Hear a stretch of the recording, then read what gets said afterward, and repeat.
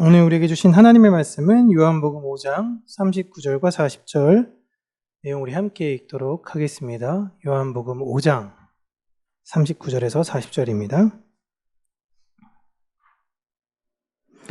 함께 읽습니다. 너희가 성경에서 영생을 얻은 줄 생각하고 성경을 연구하거니와 이 성경이 곧 내게 대하여 증언하는 것이니라. 그러나 너희가 영생을 얻기 위하여 내게 오기를 원하지 아니하는도다. 아멘. 오늘 우리는 저 주에는 없습니다. 같은 말이지만 제목상은 우리는 움직이는 교회라는 제목으로 하나님의 말씀을 우리 사랑하는 성도님들과 함께 나누도록 하겠습니다.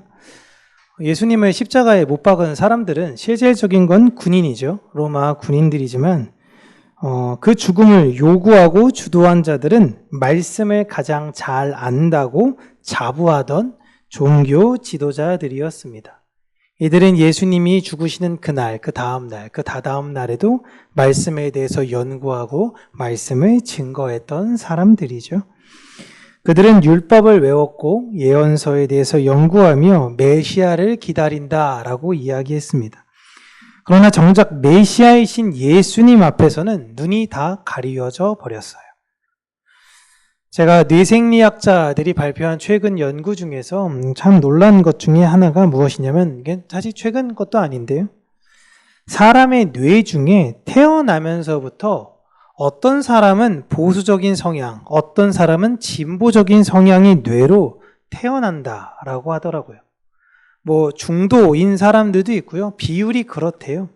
그런데 이 보수의 사람에게 진보를 학습하고 진보인 사람에게 보수를 학습했더니 바뀌었을까요? 안 바뀌었을까요?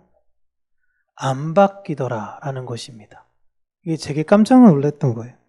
어떠한 상황에서라도요, 보수는 자신의 보수에 맞게 뇌가 그걸 해석해내려고 하고, 진보는 진보에 맞게 그 상황을 해석하려 하더라라는 것입니다. 애당초 화해가 불가능해 보인 것 같아요. 저는 이런 과학적 내용을 접할 때마다요, 아무래도 인간이 가진 뚜렷한 한계를 보여주는 것 같습니다. 인간은 무언가 노력하고 학습하고 하면은 물론 변화도 되는 그 중간에 있는 사람들이 있죠. 하지만 태어나면서부터 그렇게 되어지는 존재들이 있구나라는 생각을 합니다. 그러나 또 하나 우리 복음 안에서 희망을 발견하는 것은 무엇이냐? 우리는 복음, 예수 그리스도의 보혈로 말미암아 거듭난 사람들이라고 이야기합니다. 그 말이 무엇이냐? 과거의 나는 죽었어요. 옛 내 뇌는 죽고 새로운 내 뇌로 살아갈 수 있는 존재다라는 걸 말씀은 우리에게 보여주고 있는 것입니다. 세상 과학은 태어나면서부터 그렇게 된 것은 어떻게 바꿀 수 없다라고 이야기하지만 그 불가능을 하나님께서 보이신 이유는 하나님만이 이들을 변화시킬 수 있다라는 걸 보이기 위한 하나님의 능력이다라는 것입니다. 사람의 뇌가 바뀌는 것은 다시 죽고 새롭게 태어나야만 가능할 수 있는 것입니다. 오늘 본문에서 예수님은 성경이 곧 내게 대하여 증언한다라고 말씀하십니다. 이 말씀은요, 성경 전체가 다 예수님 얘기다라는 거예요. 문제는 성경을 모르는 것이 아니라 성경이 증거하는 분께 나오지 않은 완악하고 완고한 마음이다라는 거예요. 무슨 말이냐? 내 뇌가 그 해석을 거부하더라라는 것입니다. 안 받으려요. 제가 여기에서 여러분, 우리의 모든 삶은 하나님의 뜻대로 다 이루어지는 것입니다라는 걸 아무리 얘기해봐야 어떤 이들의 뇌는 내가 열심히 기도하면 되는 거 아닌가? 하나님은 그래도 내 기도는 들어주실 거야 라고 해석하면요, 방법이 없는 거예요. 왜? 뇌가 그렇게 해석하기로 결정했거든요. 말씀이 그렇게 아니라고 계속 이야기하는데 내 뇌는 그렇게 해석하기로 결정해버리는 거예요. 그럼 진짜 방법이 없는 거예요. 평생을 그렇게 알다가 나중에 하나님 보좌에 가서 하나님이 물으시죠. 도대체 왜 그런 거니? 라고 하면 모르겠어요가 되는 거예요. 그렇게 복음은 누가 받을 수 있느냐? 성령이 그 안에 계신 자들만. 예수님은 이것을 비유 이야기하시면서 귀 있는 자는 들을 것이다라고 이야기했습니다. 성령이 그 안에 귀가 되셔서 듣는 자들, 내 뇌를 의지하는 것이 아닌 성령을 의지하는 자들에게는 복음이 그들에게 들리게 될 것이다 라는 말씀을 하신 거예요. 종교 지도자들은 말씀을 알았지만 말씀을 못 믿었습니다. 그렇게 해석할 수가 없는 거예요. 그들은 말씀으로 자신의 뜻을 펼치려고 했지 말씀에 따라 살고 싶지 않았습니다. 결국 그들이 가진 그 말씀으로 진짜 말씀이 육신이 되어 이 땅에 오신 하나님의 아들을 죽인 것이에요. 처음 오신 예수님은 그렇게 죽임을 당하셨다면 이제 다시 오실 주님은 어떻게 될 것인가 라는 걸 한번 우리가 생각해 볼 필요가 있습니다. 물론 예수님은 이제 더 이상 우리가 거부하거나 죽일 수 없는 존재로 이 땅에 오십니다. 그리고 다시 오실 예수님을 끝까지 거부하는 자들은 예수님을 몰랐던 무지한 자들만이 아닐 거예요. 실질적으로 그들이 예수 그리스도를 탄압하는 것 같아 보이나 그 이면에 이 모든 것들을 다 망치게 된 주 원인은 종교 지도자들일 것이다라는 겁니다. 공식은 똑같아요. 실질적인 건 이방인인 로마 군인이 죽였지만 그걸 주도한 사람은 종교 지도자인 것처럼 다시 오실 예수님을 이 세상에 예수님 모르는 사람이 부정하고 핍박하겠지만 그걸 주도한 자들은 예수님을 누구보다 기다린다라고 이야기하며 말하는 사람들에 의해서 다시금 예수님은 버림받게 된다라는 것입니다. 십자가에 못 박으라 라고 외쳤던 그들이 다시금 교회에서 그 이야기가 일어날 수 있다는 걸 말씀은 우리에게 반복적으로 경고하고 있는 거예요. 굉장히 중요한 내용인 것입니다. 예수님은 말씀을 모르는 자들에게 부정당하지 않습니다. 말씀을 아주 잘 알고 그 말씀을 전하는 자들에 의해서 부정당하게 되실 거예요. 근데 이게 너무 슬픈 게 제가 아까 이야기했던 것처럼 정해졌어요. 그 뇌가 해석이 안 돼요. 그래서 자기는 죽는 그 순간까지 자신이 옳다 해서 다시 오실 예수님의 뜻을 모르고 부정하며 사는 겁니다. 많은 교회에서 여러분 예수님의 재림을 다 기다린다라고 말합니다. 주님 어서 오시옵소서 라고 마라나타 마라나타 외치지만 내년도 예산안, 앞으로의 계획 중요합니다. 그리고 교회에 관한 홍보에 더 열을 많이 올리고 있습니다. 말씀에 대해서 더 많이 울려 퍼지고 더 많은 집회가 있을 거예요. 나를 위한 예수님은 더 많은 사람들이 구할 것이지만 예수님의 뜻을 알고 그 뜻에 순종하고자 하는 사람들은 적어질 것입니다. 그래서 예수님께서 말세에 누구의 때로 비유하시냐면 노아의 때입니다. 복음을 듣는 이가 몇 명이었어요? 8명이었어요. 8명. 인구가 몇 명인데 8명만이 복음을 듣고 영접한 게 마지막 때다라는 것입니다. 이 말은 너무나 슬프게 마지막에 딱 한 가정 남을 수 있다는 얘기예요. 딱 한 가정. 믿음의 한 가정 빼고 다 사라지더라라는 것입니다. 그런데 교회가 없어지느냐? 교회가 다 문을 닫느냐? 절대 그러지 않아요. 예배는 계속 드리고요. 새벽 재단이 드려지게 되고요. 많은 사람들이 집회를 하고 헌신하며 열매 맺으려고 애쓴다라고 이야기할 거예요. 그런데 마지막 때에 딱 한 가정만 해석하고 나머지들은 다 사라지게 된다라는 것입니다. 사람들은 영원히 살고 싶어 하지만 그들의 영원한 삶 속에는 언제나 두려움과 불안이 있을 뿐입니다. 하나님의 자녀들은 이 세상에서 하나님 없이 사는 것보다 이 세상에서 빨리 내 삶이 종결되고 하나님과 영원히 살고 싶어 해요. 우리 평강교회는 우리 교회 존재를 위한 부흥은 거부할 것입니다. 여러분들은 세상에 평강교회 이름을 위해서 살아가시는 분들이 아니에요. 여러분들은 이 땅에서 이 땅에 내 이름은 다 살아도 괜찮아. 오직 예수 그리스도의 이름만을 드러내는 그런 분들로 사시기를 바라고요. 우리 교회는 그러한 교회가 되어지기를 원합니다. 교회를 알리기 위해서, 교회가 더 많은 재정을 얻기 위해서 단순히 사람을 모으기 위한 교회가 되지 않으려고 합니다. 물론 사람이 많으면 좋겠죠. 뭐가 좋을까요, 여러분? 사람이 많으면. 어떤 게 좋을까요? 기분이 좋죠. 누가 제일 기분 좋을까요? 목회자가 기분이 좋겠죠. 그리고 여러분도 딱 옆에 좌우에 보면 막 뭔가 든든해 보이지 않겠습니까?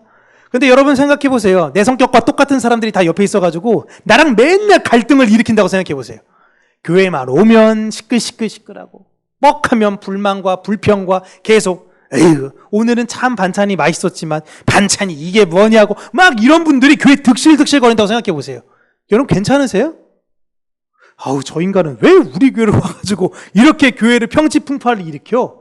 제가 예전에 그 교사를 했을 때요, 아이들 2명만 앉혀놓고 이게 예배를 드린 적이 있었습니다. 근데 아이들 2명, 고등학교 1학년 애들 둘이었는데, 어느 날 한 친구가 이사를 와가지고 이제 함께 예배를 참석하게 되었고, 예배를 드렸는데, 이 새로운 친구가 저를 너무 좋아했어요. 야, 우리 선생님 진짜 너무 좋아. 그래가지고 친구들을 있는 대로 전도해 오는 거예요. 근데 그때 그 학교가 앞에 명덕고등학교, 명덕 외국어 고등학교가 있다 보니까 외국어 고등학교 애들이랑 막 몰려오는 거예요. 그래서 2명이었다가 반이 갑자기 거의 10명 가까이 됐습니다.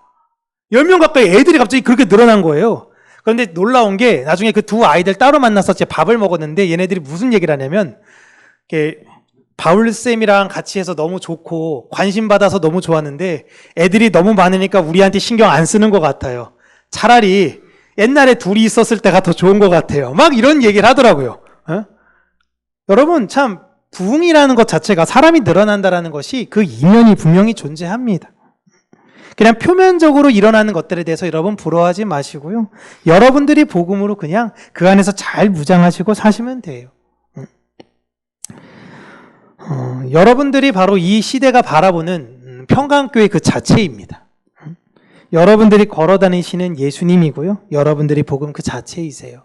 지금 최근에 통계를 냈는데 기독교인을 신뢰합니까? 라고 할 때 여러분 몇 퍼센트가 신뢰하지 않는다라고 다 대답한지 보셨나요? 75%. 4사람 중에 3사람은 기독교인이라고 이야기했을 때 신뢰하지 않는데요. 기회예요, 여러분, 기회. 여러분들은 4분의 3이 되냐? 아니면 다른데? 라고 할 수 있는 사람이 되느냐를 보여줄 수 있는 기회 아닙니까? 눈빛들이 너무 자신들이 없으신데 이미 너무 4분의 3 쪽이보다도 그냥 난 너무 끝까지 가가지고 힘들어 보인다 하더라도, 여러분, 우리 하나님은 능력의 하나님이십니다.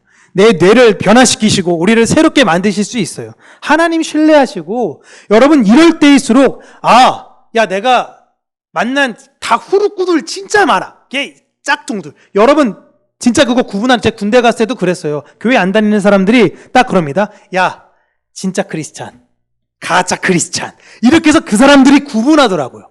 응? 여러분들은 진짜 크리스찬 편에 서시기를 바래요. 아멘? 네. 여러분, 말씀을 많이 안다고 해서 순종하는 거 절대 아닙니다. 오히려 익숙하기 때문에 둔해질 수 있어요. 성경은요, 우리에게 정보를 주기 위한 책이 아닙니다.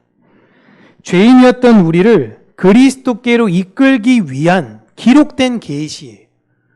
말씀의 목적지는 지식이 아니라 인격이신 예수 그리스도예요. 이거 여러분 모르는 사람이 어디 있어요? 모르지 않는데 그 예수 그리스도에게로 가지 않으려는 나의 이 완악한 마음이 있다라는 것입니다. 우리는 그것과 치열하게 싸워야 되는 거예요. 여러분, 이게 영적 전쟁이에요. 매일매일 하나님께 기도하려는 나를 방해하고 매일매일 말씀에 다가가려는 나를 방해하는 존재가 있어요. 이게 나예요. 그게 나. 그건 나와 치열하게 싸워가서 예수가 이기게 하시는 것. 이게 영적 전쟁입니다. 여러분, 이 세상에 여러분의 이름으로 사는 게 아니라 예수 그리스도의 이름으로 사시는 존재들이에요.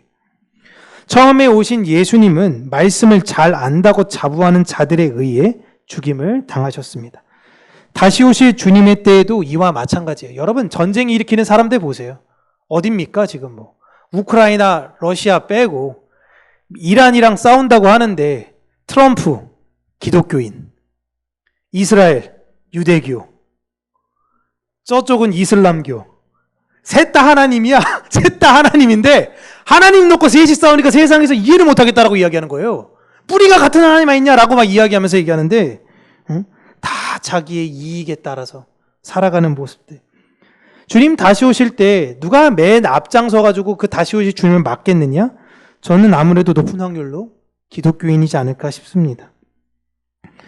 하나님은 언제나 지식의 양이 아니라 마음의 방향을 보십니다. 우리는 말씀의 연구자들이 되어야 해요. 말씀을 사모하셔야 돼요. 하나님, 나도 말씀 알고 싶습니다. 그런 말씀의 연구자가 되어야지만 연구자로 머무시면 절대 안 돼요. 우리는 말씀을 믿는 신자들이어야 된다라는 것입니다. 날마다 주님을 먹고 마시며 주님과 동행하는 말씀, 여러분이 그 말씀 자체라는 것을 기억하시기를 바라고요. 진짜 어두워진 세상 속에 다니엘처럼, 에스겔처럼, 예레미야처럼 다 망해서 성전도 없는 것 같아 보이지만 여러분이 하나님의 말씀을 증거하는 자들이 되어 위로가 없는 자들에게 소망을 전하는 움직이는 교회가 되시길 주님의 이름으로 축복합니다. 기도하겠습니다. 참 좋으신 하나님 아버지, 우리가 예수 그리스도의 그 말씀을 이 세상 가운데 전하며 하나님의 사랑이 무엇인지를 그 보이는 열매 자체가 되어지기를 소원합니다. 세상에서 예수 그리스도에 대해서 그냥 표면적으로만 교회에 다니면 믿는 사람이라고 오해하는데 예수 그리스도의 사모함 없이 그냥 단순히 마당만 밟는 사람, 뜰만 밟는 사람이 되는 것이 아니라 진정 그 지성소의 자리까지 나아가고 싶은 그러한 자들이 되게 하여 주시고 하나님의 마음을 사모하여 이 세상을 진실되고 성실하게 살아가는 우리 평강교회 모든 성도님들이 되게 하여 주시옵소서. 이곳에 예배드리러 오린 모든 성도님들에게 하나님께서 은혜 허락하여 주시고 하나님의 놀라우신 은혜와 평안 안에서 이 세상 가운데 자신의 분명한 사명과 목적을 가지고 이 세상을 하나님의 나라의 확장의 도구로 살아가는 그러한 자들이 되어지기를 소원하오니 우리 평강교회 안에 하나님께서 생명을 불어넣으시고 이곳에 예배드리는 모든 자들에게 하나님께서 참된 평안을 넣어 주시옵소서. 예수님 이름으로 기도합니다. 아멘.